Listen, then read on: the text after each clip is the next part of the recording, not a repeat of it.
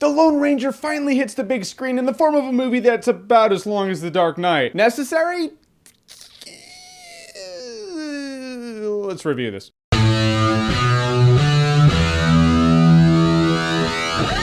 The Lone Ranger. So The Lone Ranger stars Armie Hammer as the Lone Ranger and Johnny Depp as the Indian well, he's a Native American in PC terms, but they call him Indian in this movie. Is it okay to call him an Indian? It's what they said in the time. Anyhow, he plays the Indian Tonto. So now the Lone Ranger and Tonto team up to take out the bad guys. Now we have our adventure that's about 2.5 hours long. But if a movie's 2.5 hours long, I have no problem with it as long as I walk out going, oh yeah, totally justified being 2.5 hours. Was the Lone Ranger justified? I don't think so. Armie Hammer plays the Lone Ranger. He's this lawyer. He's not a gunslinger. He's not a warrior. Actually, he's really passive. He's like, oh, I don't like guns. You know, guns are bad. It's all about bringing them in and having them on trial in truth and justice. Which at a point in the movie, you're like, you're just being naive and unbelievable. When people are shooting up the barn, you can't just walk out into the open and be like, in the name of the law, and hold up your badge thinking they're not going to shoot at you. Which of course does happen. It made me step out of the movie and just be like, I'm not buying this guy. And now we have Captain Jack Sparrow as Tonto. I call him Captain Jack Sparrow because he plays Captain Jack Sparrow. I'm a Johnny Depp fan. I love Johnny Depp as Captain Jack Sparrow. But Johnny Depp has been Captain Jack Sparrow in so many things that are not Pirates of the Caribbean, it's getting obnoxious. I suppose he's not completely like Captain Jack Sparrow because the grammar in his sentence structure is like a cliched Indian of that time. No, Kemosabe, big explosion, bang! But it's still Captain Jack Sparrow. And these two never really clicked together in the movie for me. I don't know if it's because Johnny Depp and Armie Hammer don't have good chemistry, or it's just because the script is shoddy and doesn't allot for it. All I know is about halfway through this movie, no spoilers here, but this is relevant. They're both buried up to their neck in dirt. They're gonna die. Lone Ranger gets out of that situation and he leaves Tonto there. He doesn't say I'm gonna come back. He's like, peace later. The only reason he came back for Tonto is because Tonto knew where they had to go, so he needed him. But if Tonto didn't have that information, he would have left him there to die. Okay, Lone Ranger, you're a pacifist. You don't shoot people because you believe it's bad. But you're gonna leave a guy buried up to his neck in the ground with scorpions around him to die slowly in the sun. That makes you an asshole. You would be less of an asshole if you took a gun and shot him in the teeth and killed him that way. Leaving people to die slower than they would die if you shot them doesn't make you a better guy. One thing that did work in this movie for me, William Fichtner. William Fichtner is a good actor. It's fun to see him play villains because he just has so much fun playing villains. The dude made Drive Angry. He was awesome in that movie, and he does his best Jonah Hex impersonation in this movie, plays a villain,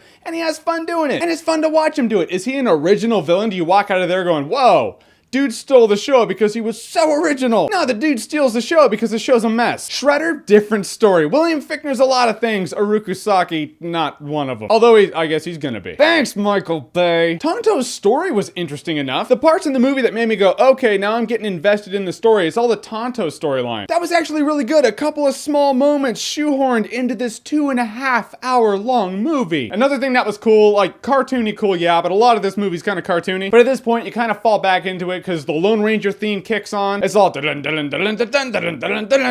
all the action's going down, and you just kind of you fall into it and you're like, okay, I'll watch this part of the cartoon and enjoy this because of the song, otherwise known as the song and return fire that plays when you get the flag and you're going back to your base. And this movie does play that up. Among all of the cartoony shit happening, that song makes it all fun. The 2 hours 15 minutes leading up to it is just, it's a bit messy, friends. I mean, you could have shortened this up and focused the story. People die, and so now Armie Hammer's like, oh, I need vengeance. Or not vengeance, justice, because I don't shoot people in the face. But this clicks in his brain about an hour into this movie. You're like, that could have happened in the first half an hour and been just as relevant. Another thing I found weird, I get it because this is a way to tell the story, is that the story of the Lone Ranger is being told to this kid. Kind of like The Princess Bride, how the grandfather is telling Fred Savage about the Princess Bride. Same thing really in this movie, but it's not, it doesn't do anything for the story. All I see is a thing that can be taken out of this movie to make the movie a more manageable and logical length. In the end, for the Lone Ranger, you're not gonna remember it in T-1 day. Yep, already forgot. That's 2 of that rating in like 5 days. So what do you guys think of Johnny Depp and his Johnny Depp-isms? Don't want to badmouth the guy, because the guy's a good actor, but are you like, all right, yeah, Jack Sparrow, I get it, it's fun, but you can do more? Or do you have no problem with it, you love it every time he does it? Whatever you think, comment below, let me know. And as always, if you like what you've seen here and you want to see more, click right here to see more.